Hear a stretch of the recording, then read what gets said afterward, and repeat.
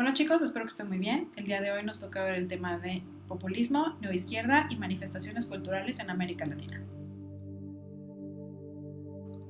El populismo es una herramienta política que basa su retórica en la figura de el pueblo. El populismo clásico, según Gino Germani, era una forma de dominación autoritaria que incorporaba a los excluidos de la política. Se basa en una persona carismática que usa los medios de comunicación y la invitación a la participación ciudadana de grupos que generalmente se han visto aislados y o discriminados. Generalmente este líder es de origen humilde y promueve el poder del pueblo en una base democrática antidictaduras. Dentro de sus características principales promueve el nacionalismo y se satanizan enemigos del pueblo como son traidores a la nación, las clases altas, empresas extranjeras, la globalización vista como neocolonización y los medios de comunicación usados por los regímenes dictatoriales anteriores. De esta forma, el movimiento, el líder y el pueblo se vuelven un conjunto que culmina en la representación de las urnas, es decir, en la mayoría electoral. Uno de los mejores ejemplos lo encontramos en Argentina con las figuras del general Perón y su esposa Evita. Aún en la actualidad, son utilizados como símbolos de esta herramienta dentro y fuera de Latinoamérica. El populismo en sí es una herramienta o una estrategia política. No es exclusiva de una ideología de modo que lo utilizan tanto la derecha como la izquierda. Entonces lo podemos ver tanto en las nuevas ideas nacionalistas y supremacistas en Europa y Estados Unidos, como en las ideas que tuvieron auge en las últimas décadas en América Latina. El populismo entonces hace uso de varios conceptos para su beneficio. Una de las bases del populismo es un antagonismo en donde las clases menos privilegiadas, indígenas, mestizos, obreros, se sientan identificados. Es decir, fomentan la identificación con la otredad. Se elevan y alaban las características, rasgos y culturas autóctonas propias de Latinoamérica, al tiempo que se antagonizan elementos o fenómenos que se relacionan con lo extranjero u occidental. Esto no es una novedad. Uno de los movimientos literarios más importantes de América Latina está fundamentado en la apropiación y exportación de esa vivencia de otredad. El boom latinoamericano se extendió por Europa y Occidente gracias a la presentación de estas clases sociales bajas y de su particular forma de ver el mundo. Así, las personas y pueblos pintorescos de García Márquez, en obras como Cien años de soledad, el misticismo y aridez de Juan Rulfo en Pedro Páramo, el exotismo y magia de Alejo Carpentier en Los Pasos Perdidos, y la intriga política y eclecticismo prehispánico de los cuentos y novelas de Carlos Fuentes, son parte de lo que ahora nos define como pueblo latinoamericano a los ojos del mundo. De este modo, a la usanza de los literatos, los gobernantes populistas se apropian de estos grandes mitos y los fundamentan en la población, creando una identidad popular que se arraiga en las ideologías que el mundo fomenta y celebra.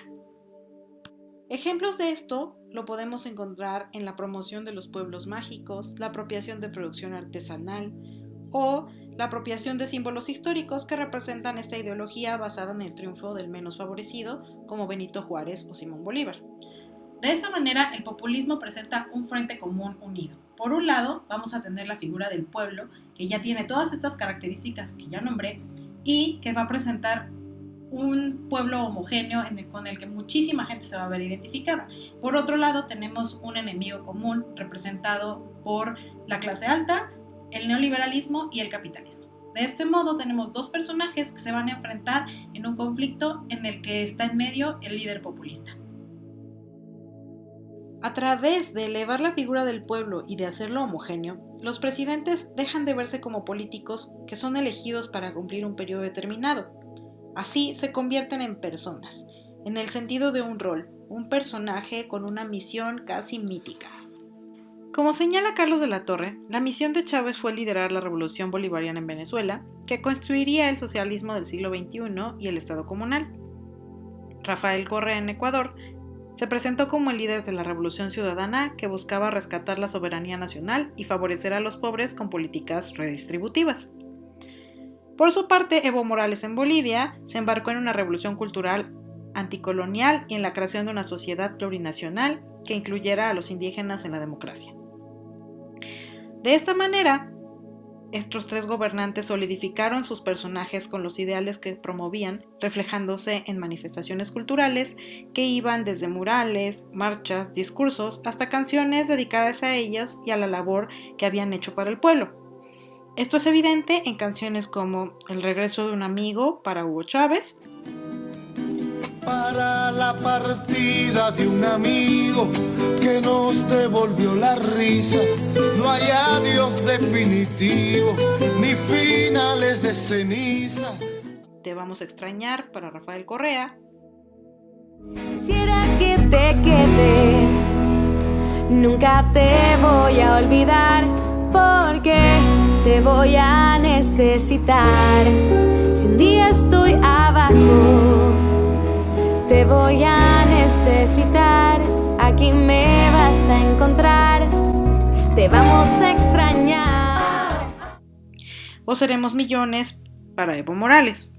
Nuestro rugir ya nunca nos callarán. Amerindia se levantó por un mundo de igualdad. Sangre de inocentes corrió, que gritan su redención. Pachamama te alumbrará, tu paz Catari anunció. Volveré, volveré, volveré, seremos millones. De esta manera se crea una relación entre el presidente y el pueblo que presenta un sentimiento nacional y un Estado democrático que puede llevar a un tipo de gobierno autoritario, como es el caso de Hugo Chávez en Venezuela o Lula da Silva en Brasil. Los gobiernos populistas marcaron el regreso a una democracia después de años de gobiernos militares y de intervencionismo norteamericano. Así, el sueño latinoamericano de la neoizquierda, a pesar de haber dado frutos, no duró mucho, pues el destino final de estos gobiernos fue trágico.